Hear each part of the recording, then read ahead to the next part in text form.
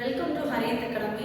நம்ம இன்னைக்கு RRB group டியோட previous year கொஷினில் பாலிட்டியில் ஆர்டிகல்ஸ், பார்ட்ஸ், ஸ்கெடியூல்ஸ் அந்த மாதிரி கொஷின்ஸ் எல்லாம் ரிப்பீட்டடாக வந்துட்டு இருக்கு இல்லைங்களா? அந்த கொஷின்ஸை தான் நம்ம இன்னைக்கு பார்த்துட்டு இருக்கோம். எதை நோக்கி பார்த்துட்டு இருக்கோம் அப்படின்னு பார்த்தோம்னா, இப்போ வரப்போகிற ஆர்ஆர்பி குரூப் டி எக்ஸாம்ஸும் என்டிபிசி எக்ஸாம்ஸும் நோக்கி தான் இந்த மாதிரி கொஷின்ஸ் எல்லாம் நம்ம பார்த்துட்டு இருக்கோம். சரிங்களா? இன்னைக்கு ஆர்டிகல்ஸ், பார்ட்ஸ், ஸ்கெடியூல்ஸ்ல இருந்து கொஷின்ஸ் பார்க்கலாம். ஃபர்ஸ்ட் கொஷின், இந்திய அரசாங்க சட்டப்பிரிவு மக்களவையில் பட்டியலினத்தினர் மற்றும் பழங்குடியினருக்கான இடஒதுக்கீட்டை கட்டாயமாக்கும் விதி. சரிங்களா? என்ன சொல்றாங்க? பழங்குடியினர் மற்றும் பட்டியலினத்தவருக்கான இடஒதுக்கீடு எங்க? மக்களவையில, அதாவது லோக்சபால. சரிங்களா?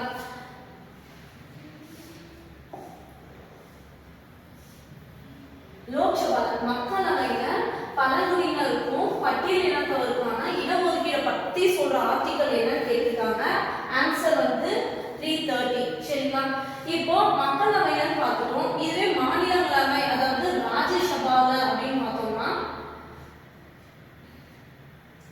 332.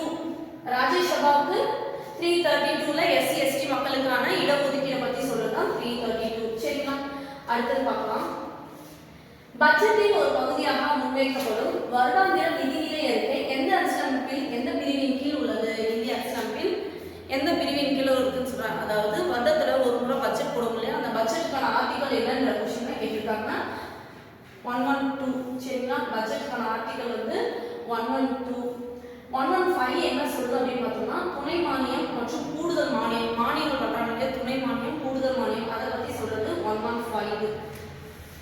அடுத்த கொஸ்டின் பார்க்கலாம். இந்திய அரசியலமைப்பு ஏற்றுக்கொள்ளப்பட்ட நேரத்தில் மிக நீளமான அரசியலமைப்பாக இருந்தது. ஆமா, நம்ம இந்தியாவில் இருக்கிற அரசியலமைப்பு தான் உலகத்திலே மிக நீளமான அரசியலமைப்பு. இது எத்தனை விதிகளை கொண்டிருந்தது ஸ்டார்டிங்ல கேட்கிறாங்க. ஏற்றுக்கொள்ளப்பட்ட நேரத்தில் எவ்வளவு ஆர்டிகல்ஸ் இருந்துச்சுன்னு கேட்கிறாங்க. 395 ஆர்டிகல்ஸ் இருந்துச்சு. சரிங்களா? எவ்வளவு ஆர்டிகல்ஸ் இருந்துச்சு அப்படின்னா 395. இப்போ எவ்வளவு ஆர்டிகல்ஸ் இருக்குன்னா 480 பிளஸ் இருக்கு. 480 பிளஸ் ஆர்டிகல்ஸ் இப்ப இருக்கு. சரிங்களா? அடுத்த கொஸ்டின் பார்க்கலாம். இந்திய அரசியலமைப்பின் எந்த விதிகளின் கீழ் ஒவ்வொரு 5 ஆண்டு முடிவடையும் போதும் நிதி ஆணையத்தை அமைக்க ஜனாதிபதிக்கு அதிகாரம் அளிக்கப்படுகிறதுன்னு கேட்கிறாங்க. ஒவ்வொரு 5 வருஷத்துக்கு அப்புறமும் நிதி ஆணையம் அமைக்கணும். அதுக்கு ஜனாதிபதிக்கு கொடுக்கப்படுற அதிகாரத்தை பத்தி சொல்ற ஆர்டிகல் என்னன்னு கேட்கிறாங்க. அதிகாரத்தை பத்தி சொல்ற ஆர்டிகல் வந்து 283. ஜனாதிபதிக்கு ஒரு நிதி ஆணையம் அமைக்கிறதுக்கு அதிகாரம் வந்து 283. 280 அப்படின்னா நிதி ஆணையம் அமைக்கணும் அப்படின்னு சொல்ற ஆர்டிகல் 280. 282 அப்படின்னா மத்திய அரசு மாநில அரசுக்கும் செலவினங்களும் ஒதுக்கீடு செய்யறாங்க இல்லையா? அதுக்கான ஆர்டிகல் வந்து 282. மத்திய அரசு மாநில அரசுக்கான செலவினங்களை ஒதுக்கீடு செய்யறதுக்கான ஆர்டிகல் 282. 280 மாநில, அதாவது நிதி ஆணையம் அமைக்கணும்ன்றத பத்தி சொல்றது. 283 வந்து ஜனாதிபதி வந்து அதுக்கான அதிகாரம், நிதி ஆணையத்தை 5 வருஷத்துக்கு ஒரு முறை அமைக்கணும்ன்றதுக்கான அதிகாரத்தை பத்தி சொல்றதுதான் 283. ஓகே. இந்திய அரசியலமைப்பு எத்தனை அட்டவணைகள் மற்றும் எத்தனை பாகங்களை கொண்டுள்ளது? இப்ப எவ்வளவு அட்டவணை எவ்வளவு பாகம் அப்படின்ற மாதிரி கொஸ்டின் கேட்டிருக்காங்க. எத்தனை அட்டவணை அப்படின்னு பார்த்தோம்னா 12 அட்டவணை மற்றும் 25 பாகங்களை கொண்டுள்ளது. பாகம்னா பகுதின்னு சொல்லுவோம். நம்ம பாகங்களை பார்ட்ஸ், பகுதி அப்படின்னு சொல்லுவோம். மொத்தம் 25. அதாவது இப்ப இவ்வளவு இருக்கு, 12 அட்டவணை மற்றும் 25 பகுதி. அரசியலமைப்பு உருவாக்கும் போது எவ்வளவு அட்டவணை எவ்வளவு இருந்துச்சு அப்படின்னு பார்த்தோம்னா 8 அட்டவணையும் 22 பகுதிகளையும் தான் கொண்டு வந்தது இந்திய அரசியலமைப்பு உருவாக்கும் போது. சரிங்களா? அடுத்து பார்க்கலாம். இந்திய அரசியலமைப்பில் பின்வரும் அட்டவணையில் ஒவ்வொரு மாநிலம் மற்றும் யூனியன் பிரதேசத்தில் மாநிலங்களவையின் இடஒதுக்கீடை பற்றி விவரிக்கிறது. முன்னாடி ஃபர்ஸ்ட் கொஸ்டின் பார்த்திருந்தோம். மக்களவையில இடஒதுக்கீடு, அதாவது எஸ்சி எஸ்டி மக்களுக்கான இடஒதுக்கீடு என்ன ஆர்டிகல்ஸ் பார்த்தோம். சரிங்களா? இப்ப என்ன சொல்றாங்க? அட்டவணை கேட்கறாங்க. என்ன ஸ்கெடியூல், என்ன அட்டவணையில மாநிலம் மற்றும் யூனியன் பிரதேசங்களில் மாநிலங்களவையின் இடஒதுக்கீடை பத்தி சொல்றது அப்படின்னு பார்த்தோம்னா 4வது அட்டவணை. மாநிலங்களவையில எஸ்சி எஸ்டி மக்களுக்கான இடஒதுக்கீடை பத்தி சொல்றாங்க. ஆர்டிகல்ஸ் பார்த்தோம்னா 382 சொல்றோம். இப்போ இதுல அட்டவணை கேட்கறாங்கன்னா 4. சரிங்களா? இப்ப 2வது அட்டவணை எதை பத்தி சொல்லுது அப்படின்றத பார்க்கலாம். 2வது அட்டவணை வந்து மத்திய அரசு, பாராளுமன்ற உறுப்பினர்கள், அப்புறம் ஆளுநர், அப்புறம் குடியரசுத் தலைவர் அவங்களுக்கான ஊதியம் மற்றும் படிகளை பத்தி சொல்றாங்க. அட்டவணை 2.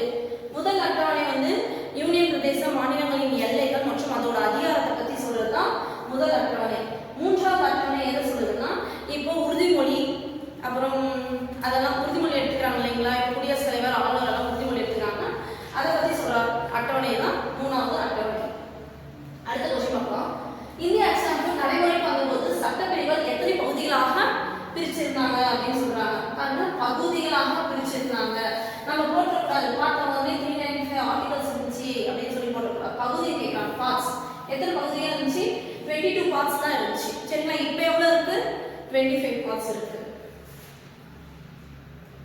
அடுத்தது இந்திய அரசியலமைப்பின் படி பின்வருவற்றில் அடிப்படை உரிமைகளுக்கு தொடர்பில்லாத கட்டுரை எது, அதாவது தொடர்பில்லாத விதி எதுன்னு கேட்கிறாங்க.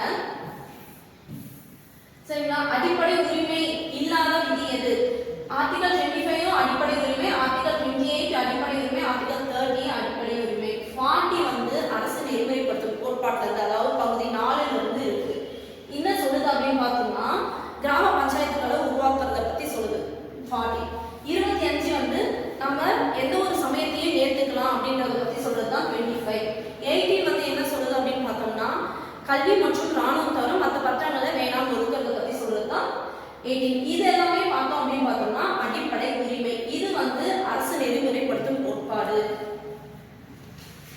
அடுத்த கொஸ்டின், ஒரு குறிப்பிட்ட நிதியாண்டிற்கான வருடாந்திர நிதிநிலை அறிக்கை, அதாவது AFS என்று அழைக்கப்படும் யூனியன் பட்ஜெட் இந்திய அரசாங்கத்தின் எந்த பிரிவில் கொடுக்கப்பட்டுள்ளது அப்படின்னு கேட்கிறாங்க.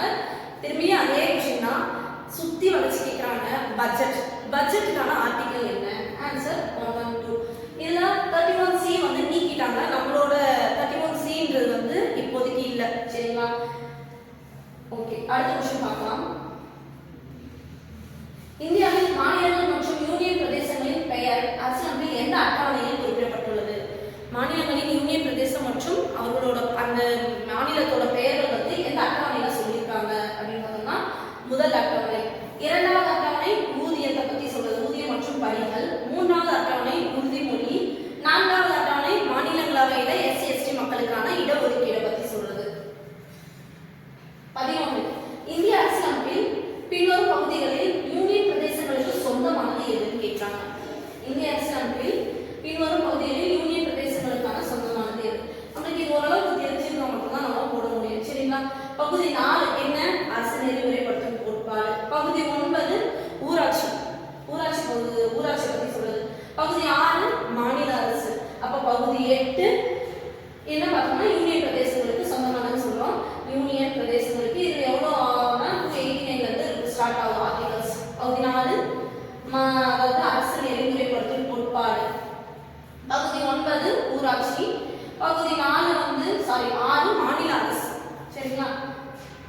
அடுத்தது இந்திய அரசியலமைப்பில் எந்த பகுதி பட்டியல் இனத்தினர் மற்றும் பழங்குடியினர் பகுதிகளை கையாளுகிறது அப்படின்னு கேட்கிறாங்க. பட்டியல் மற்றும் பழங்குடியினரின் பகுதிகள் இது யூனியன் பிரதேசங்களுக்கு சொந்தமானது. பட்டியல் இனத்தவர் மற்றும் பழங்குடியினருக்கான பகுதிகளை கையாளுகிறதுனா ஆன்சர் வந்து 14. இதுதான் பட்டியல் இனத்தவர் மற்றும் அவங்களோட பகுதிகளை கையாளுறது வந்து பகுதி 4. பகுதி 3 அடிப்படை உரிமை. சரிங்களா? இப்போ பகுதி 4 அரசு நெறிமுறைப்படுத்தும் கோட்பாடு. அடுத்த பக்கம் தப்பாயிடுச்சு. பட்டியல் இனத்தவர் மற்றும் பழங்குடியினர் பகுதிகளை கையாளுறது வந்து பகுதி 10. பகுதி 14 வந்து அப்படின்னு பார்த்தோம்னா நம்ம எக்ஸாம்ஸை பத்தி சொல்றது. சரிங்களா? பகுதி 3 பார்த்தோம்னா அடிப்படை உரிமை. பகுதி 4 பார்த்தோம்னா அரசு நெறிமுறைப்படுத்தும் கோட்பாடு. எந்த விதி இந்திய நாடாளுமன்றத்திற்கு ஜாதி இனம் பழங்குடியினர் பட்டியலில் சேர்க்க அல்லது விலக்க அதிகாரம் இருக்கு அப்படின்னு கேட்கிறாங்க. எந்த விதி நாடாளுமன்றத்துல ஜாதி இனம் பழங்குடியினர் பட்டியல் சாதியினர் பட்டியல் அதெல்லாம் இப்போ SC/ST மக்களை சேர்க்கறது விலக்கிறதுக்கான ஆர்டிகல் என்னன்ற அந்த கொஸ்டின் கேட்டிருக்காங்க. ஆன்சர் வந்து 341. SC/ST மக்களை பட்டியல் ஜாதியினர்களை சேர்க்கறதையும் விலக்கிறத பத்தியும் சொல்றதுக்கான ஆர்டிகல் வந்து 341. 200 வந்து மசோதாக்களுக்கு ஒப்புதல் அளிக்கிறது பத்தி சொல்றதுதான் 200. சரிங்களா? 241 வந்து யூனியன் பிரதேசத்துக்கான உயர்நீதிமன்றத்தை பத்தி சொல்றதுதான். யூனியன் பிரதேசத்துக்கான உயர்நீதிமன்றத்தை பத்தி சொல்றது வந்து 241. 200 மசோதாக்களுக்கு ஒப்புதல் அளிக்கணும். 341 வந்து அதாவது SC/ST மக்களை பட்டியல் இடத்துலயோ பழங்குடியினர் இடத்துலயோ சேர்க்கிறதோ விலக்கிறதோ பத்தி சொல்றதுதான் 341. இந்திய அரசியலமைப்பில் தற்போது எத்தனை அட்டவணை இருக்கு, எத்தனை ஸ்கெடியூல்ஸ் இருக்குன்னு கேட்கிறாங்க. எத்தனை அட்டவணை இருக்கு அப்படின்னு பார்த்தோம்னா 12 அட்டவணை இருக்கு. அரசியலமைப்பு உருவாகும் போது 8 அட்டவணை இருந்துச்சு. சரிங்களா? இது விட்டுருங்க. இதுக்கான ஆன்சர் இது. அரசியலமைப்பு உருவாகும் போது தான் 8 இருந்துச்சு, இப்போ 12 இருக்கு. இந்திய மத்திய அமைச்சருக்கான பதவி பிரமாண படிவங்கள், பதவி பிரமாணம் உறுதிமொழி பதவி பிரமாணம் அதெல்லாம் எந்த அட்டவணையில இருக்குன்ற மாதிரி கேட்கிறாங்க. ஏன்னா 3வது அட்டவணையில இருக்கு. சரிங்களா? 3வது அட்டவணையில தான் பதவி பிரமாணம், உறுதிமொழி அந்த மாதிரி எல்லாம் சொல்லலாம். இரண்டாவது அட்டவணை வந்து சம்பளம் சொல்லலாம். ஐந்தாவது அட்டவணை வந்து எஸ்சி எஸ்டி மக்களோட பகுதிகளை நிர்வகிக்கிறத பத்தி சொல்லுது. ஐந்தாவது அட்டவணை. முதல் அட்டவணை யூனியன் பிரதேசங்களின் எல்லைகள் மற்றும் அதோட நிர்வாகம், மாநிலத்தின் எல்லைகள் மற்றும் அதோட நிர்வாகத்தை பத்தி சொல்றதுதான் முதல் அட்டவணை. இந்திய அரசியலமைப்பில் எந்த பகுதியிலிருந்து குடிமக்களின் அடிப்படை உரிமைகள் உள்ளன, அடிப்படை உரிமை எந்த பகுதியில வச்சிருக்காங்க அப்படின்ற மாதிரி கொஸ்டின் கேட்டிருக்காங்க. அடிப்படை உரிமைகள் வந்து பகுதி 3ல வச்சிருக்காங்க. பகுதி 1 என்ன, திரும்ப திரும்ப பார்த்துட்டே தான் இருக்கும். பகுதி 1 வந்து எல்லைகளை பத்தி, அதாவது நம்ம இந்திய நாட்டின் எல்லைகள், யூனியன் பிரதேசத்தோட எல்லைகளை பத்தி சொல்றது. பகுதி 2 குடியுரிமை. பகுதி 4 அரசு நெறிமுறைப்படுத்தும் கோட்பாடு. இந்திய அரசியலமைப்பின் சூழலில் பின்வருவனவற்றில் எது சரியாக பொருந்துகிறது அப்படின்னு கேட்கிறாங்க. சரிங்களா, பின்வருவனவற்றில் எது சரியாக பொருந்திருக்கிறது?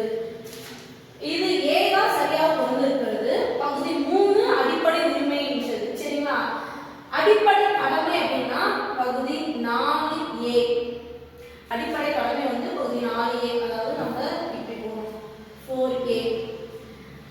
மாநில கொள்கையின் வழிகாட்டுதல் கோட்பாடு, அதாவது அரசு நெறிமுறைப்படுத்தும் கோட்பாடுன்னு சொல்றாங்க. இதுக்கான வந்து 4. பகுதி 3 குடியுரிமை சொல்றாங்க. இதுவும் தப்பு. குடியுரிமை வந்து பகுதி 2. சரிங்களா, அடுத்து பார்க்கலாம். பின்வருவனவற்றில் எது பொதுப்பட்டியலின் கீழ் வருகிறது? என்னது பொதுப்பட்டியல் அப்படின்னு பார்த்தோம்னா, நம்ம இந்திய அரசியலமைப்புல பொதுப்பட்டியல், மாநில பட்டியல், மத்திய பட்டியல் சொல்லிட்டு 3 பிரிவா பிரிச்சிருக்காங்க. சரிங்களா,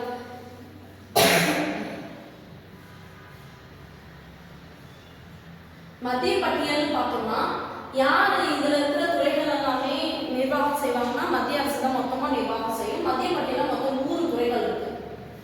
இதுவே மாநில பட்டியல் அப்படின்னு பார்த்தோம்னா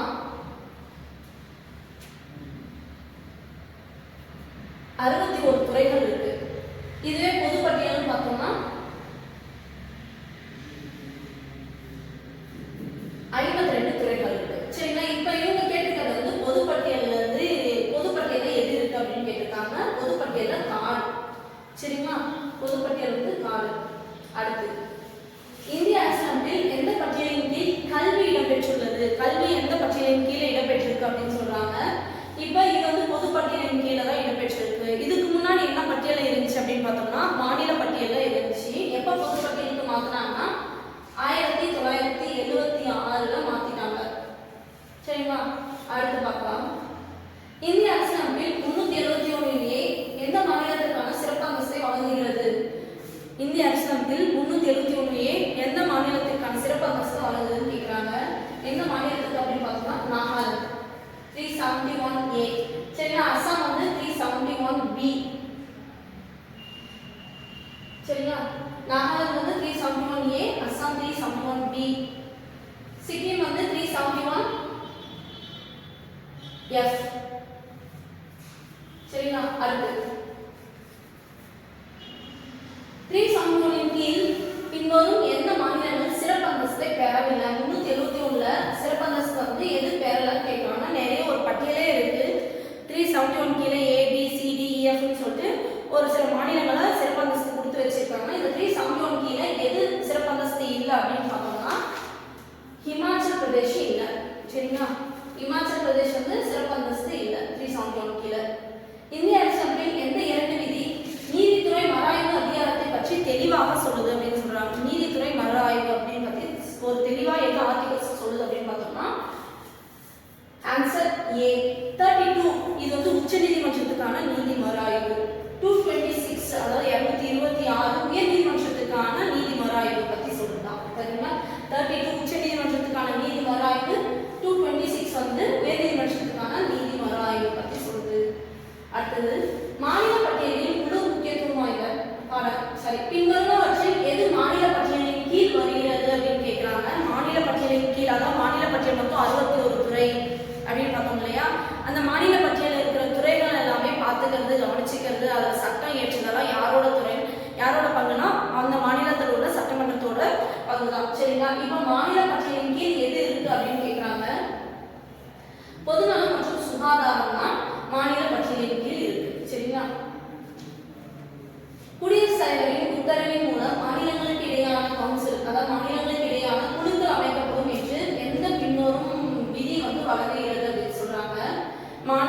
இடையேயான குழுக்களை உருவாக்குறதை பத்தி சொல்ற ஆர்டிகல் வந்து 263. மாநிலங்களுக்கிடையே ஒரு குழுக்களை உருவாக்கி அதுக்கான தீர்வா வழங்கிக்கலாம் அப்படின்னு சொல்லலாம். சரிங்களா? இந்த 262 வந்து ரொம்ப இம்பார்ட்டன்டான ஆர்டிகல். நதிநீர் பிரச்சனை வருதுங்களா, அதுக்கான ஆர்டிகல். சரிங்களா? 2 மாநிலங்களுக்கு இடையே உள்ள நதிநீர் பிரச்சனைகளுக்கான ஆர்டிகல் வந்து 262. அடுத்தது, குறிப்பிட்ட சூழ்நிலையில் லோக்சபா மற்றும் ராஜ்யசபாவின் கூட்டு கூட்டத்திற்கு இந்திய அரசியலமைப்பில் வழங்கப்படும் விதி என்ன அப்படின்னு கேட்கிறாங்க. லோக்சபாவும் ராஜ்யசபாவும் எந்த ஒரு மசோதாவுக்கும் ஒப்புதல் சரியா வழங்கல அப்படின்னா ரெண்டாவையும் கூட்டி கூட்டு கூட்டம் நடத்துவாங்க. அந்த கூட்டு கூட்டத்துக்கான ஆர்டிகல் என்ன அப்படின்னு கேட்காங்க. 108 பிரிவு 108 கூட்டு கூட்டம் நடத்துறதுக்கான இது வந்து அமைச்சர்களுக்கான ஆர்டிகல் 75 சொல்லிட்டு. சரிங்களா? இது வந்து அமைச்சர்களுக்கு.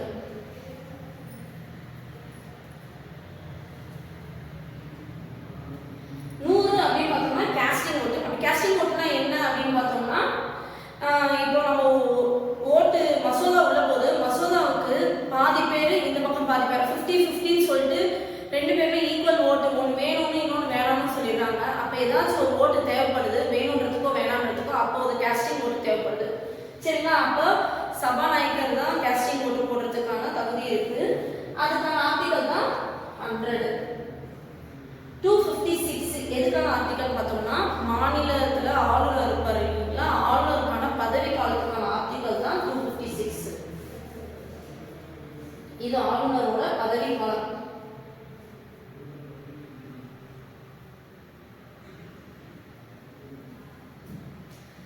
இது வந்து கேஸ்டிங் ஓட்டு.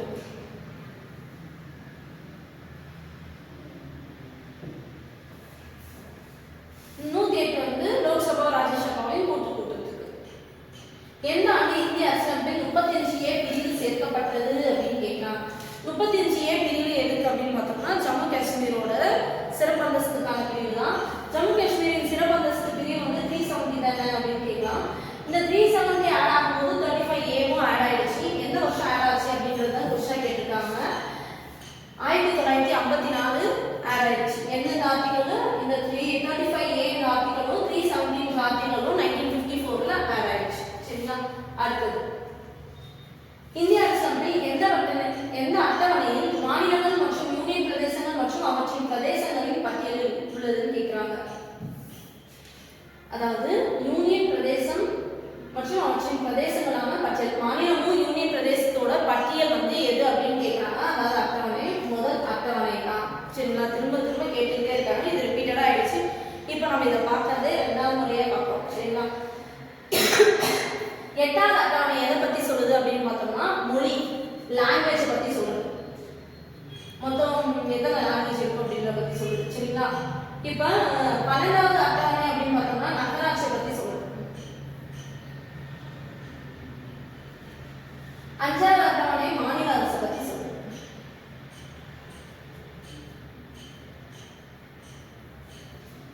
1வது அட்டவணை மாநிலங்கள் மற்றும் யூனியன் பிரதேசங்களோட பகுதிகளின் எல்லைகளை பற்றி சொல்லுது. 336 குறிப்பிடப்பட்ட சில சேவைகளுக்கு எந்த சமூகம் சிறப்பு வாய்ப்பு பெறுகிறது அப்படின்னு கேட்கிறாங்க. எந்த சமூகம் 336ல கீழே சிறப்பு அந்தஸ்து பெறுது அப்படின்னு கேட்கிறாங்க. ஆங்கிலோ இந்திய சமூகம் தான் சிறப்பு அந்தஸ்து பெறுது. என்ன ஆர்டிகலின் கீழே?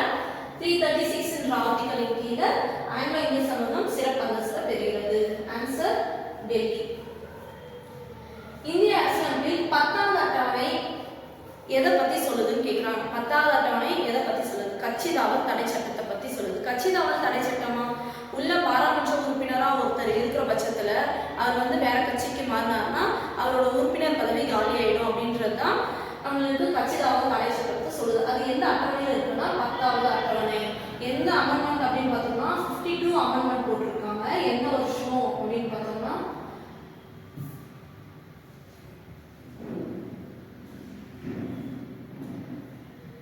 1985ல 52 அமெண்ட்மெண்ட் படி இதை சேர்த்திருக்காங்க. 10வது அட்டவணைய கட்சிதாவல் தடை சட்டத்தை பத்தி சொல்லுது. சரிங்களா?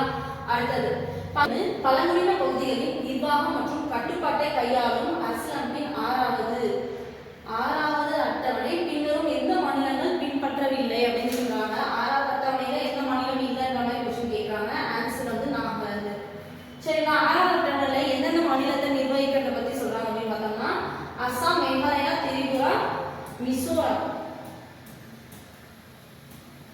இந்த 4 மாநிலத்துல நிர்வகிக்கிறத பத்தி 6வது அட்டவணை சொல்லுது. சரிங்களா? இதுல எந்த மாநிலம் இல்லை அப்படின்னு பார்த்தோம்னா 6வது அட்டவணையின் கீழே நாகாலாந்து மாநிலம் இல்லை.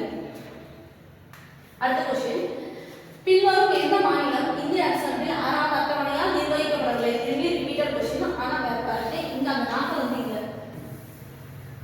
நான் என்ன சொல்லியிருந்தேன்? திரிபுரா, அஸ்ஸாம், மேகாலயா, மிசோரம் இந்த 4 மாநிலம் தான் இருக்குன்னு சொன்னேன். போன இடத்துல மிசோரம் இல்ல, மேகாலயா, திரிபுரா, அஸ்ஸாம், மிசோரம், மேகாலயா இந்த 4 மாநிலங்கள் தான் 6வது அட்டவணையில நிர்வகிக்கிறதா சொல்றாங்க. இதுல அருணாச்சல பிரதேசம் வந்து நிர்வகிக்கவில்லை அப்படின்னு சொல்றாங்க. சரிங்களா? அடுத்து இந்திய அரசியலமைப்பில் மக்களவையின் அளவை வரையறுக்கிறது. ஓகே, மக்களவையில எவ்வளவு உறுப்பினர்கள் இருக்காங்க அப்படின்னு கேட்கிறாங்க. தேர்ந்தெடுக்கப்பட்ட உறுப்பினர்கள் எத்தனை? இந்திய குடியரசுத் தலைவரால் பரிந்துரைக்கப்பட்ட ஆங்கிலோ இந்திய சமூகத்தினர் எத்தனை அப்படின்னு கேட்கிறாங்க. மக்களால் தேர்ந்தெடுக்கப்பட்ட உறுப்பினர்கள் வந்து 550 இருக்கலாம். அதாவது 550 உறுப்பினர்கள் மேக்ஸிமம் நம்பர்ஸ் இருக்கும். சரிங்களா? 2 உறுப்பினர்கள் வந்து ஆங்கிலோ இந்தியன்ஸ் குடியரசுத் தலைவரால் நியமிக்கப்படுறாங்க. ஓகே,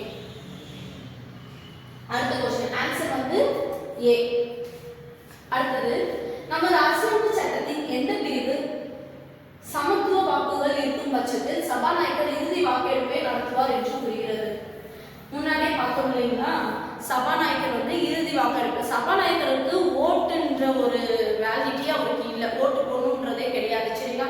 ஓட்டு போடுவார். எப்ப அப்படி ஓட்டு போடுவாருன்னா, அந்த மசோதாவுக்கான ஓட்டு வந்து 2 பக்கமே ஈக்குவலா இருக்குன்ற பட்சத்துல எதுக்காவது ஒன்று போடணும் அப்படின்றத சபாநாயகர் உள்ள வந்து கேஸ்டிங் ஓட்டு போடுவார். அதுதான் அதுக்கான ஆர்டிகல்ஸ் என்னன்னு கேட்கறாங்கன்னா, ஆர்டிகல்ஸ் 100 கேஸ்டிங் ஓட்டு சபாநாயகர் வந்து அந்த ஓட்டு பதில் நடத்துறதுக்கான ஆர்டிகல்.